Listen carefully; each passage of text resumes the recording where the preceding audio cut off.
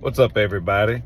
Just want to make another video right quick about just another example of people refusing to go look at the truth. In other words, people, they have this belief of something because they've been told by the media or they made a Netflix movie about it or whatever, so they believe one thing. And then there's actual proof, undeniable proof, that shows the opposite, but they will refuse to go look at it because it's like they reject reality if it contradicts their beliefs.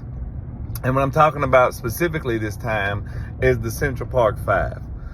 I just had an argument with some of my frat brothers over the weekend about it. They refuse to go. These guys' confessions are literally on YouTube. They're on YouTube. The actual confessions. The police filmed it.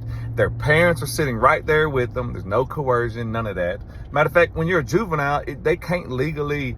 If you did confess without your parents, it wouldn't be admissible. You cannot interrogate a juvenile without a parent or a representative or a lawyer there with them. They can't waive their rights. But anyway, they didn't, okay? It's on video. And people refuse to go look at it.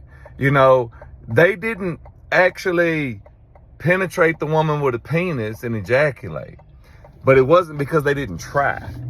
Go listen to all you gotta do is go listen to their confessions. Just Google it. These are not edited. This is old school VCR recorded. You know what I'm saying? There's no way you can go watch their confessions and come away thinking that these guys are innocent and they didn't do nothing. It's just not possible, okay? Because when I heard about the stuff and they came out with the Netflix movie, I was like, let me look into this because this is crazy because we had DNA in 1990. So, looked it up. First of all, I looked up the ad Trump took out. Because they were saying, he said that, he was calling for their execution. That's a complete lie. Okay, he took out an ad. He did not mention them at all. He talked about the crime in Central Park, period. Okay, there was so much crime and violence in Central Park back then. People couldn't even go jogging. The police would tell the public back then, if you're going to the store, going anywhere, have at least $20 cash on you. Because if you get mugged and you give them the $20, they're liable to just take the money and run. But if you don't have any money, they're liable to kill you. So that's how bad it was. The police are telling you to have money on you just in case you get mugged so you can pay the robber off so he doesn't stab you to death for being broke. That's how ridiculous it was back then. And Trump just took out an ad just outlining like all the crime that had been going on and saying that it said that they needed to bring back the death penalty because at that time New York had abolished the death penalty in New York. And he just said they need to bring back the death penalty for these crimes and maybe maybe that'll stop them or whatever, or slow them down or whatever. So first of all, that's a total lie. He never said anything about them in that ad. So that's lie number one. So once I saw that lie, I said, okay, let me see if I can find out any more details about the case. So I searched and found out their confessions are on YouTube. So I'm like, okay, cool. People claim they were coerced and stuff. So, you'll be able to tell. Go watch the confessions. There's not a mark on them. The only mark on any of them is a scratch the one guy got from the woman they beat and tried to rape. The physical evidence that existed matches up with their stories. Like I said, the one of the kids talks about how the woman scratched the other guy, and then the other guy has a scratch on his face right where the guy said that she scratched him. And then of course the first one they caught coming out of the park that night had blood all over him, and he started confessing in the police car because he thought they'd killed one of the guys. They beat and robbed 3 people. Okay, and one of the guys was beaten so bad, they said it looked like they poured a bucket of blood on him. And so they actually thought they killed that guy. So, but miraculously he lived. So none of the 3 people they beat and robbed died, thankfully.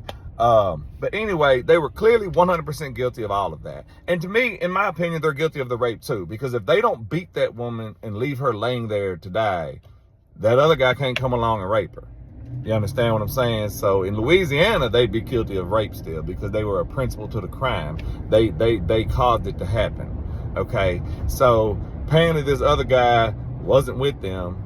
Maybe he was, who knows? But I don't think he was. So apparently he was in the park too and saw this stuff going down. And then being the scumbag serial rapist that he was, he came upon this woman and raped her after she was, she was on the ground, probably unconscious, damn near, if not unconscious and bloody, and he raped her.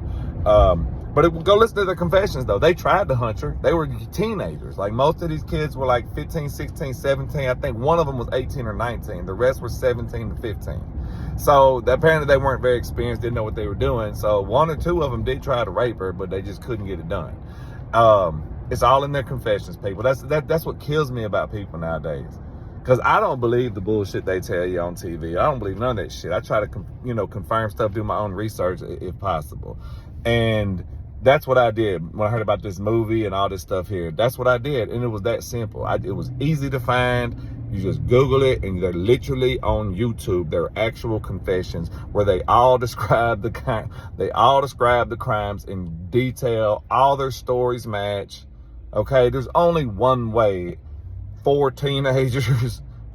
5 teenagers all tell the same story and it all matches. There's only one way that happens, and that's if it's the truth. There's no way they're all going to tell the same lie with all these details so perfect that none of them contradict each other. That's just stupid. That's just common sense tells you that. And then you can tell by their demeanor and everything they're telling the truth. They're not scared. They haven't been coerced. Their parents are right there with them. So it's just crazy to me that we still have this false narrative going around that Trump called for their deaths, which he didn't, and that these guys were somehow innocent. They weren't innocent. They were 100% guilty of everything, including the rape in my book. So go look it up for yourself. Don't be a freaking moron and uninformed idiot that just fucking goes along with whatever the mainstream media and the Democrats and stuff tell you. Think for yourself, people. Go and seek out the fucking evidence that's right in front of you. And just find out for yourself instead of believing the bullshit they tell you. Peace.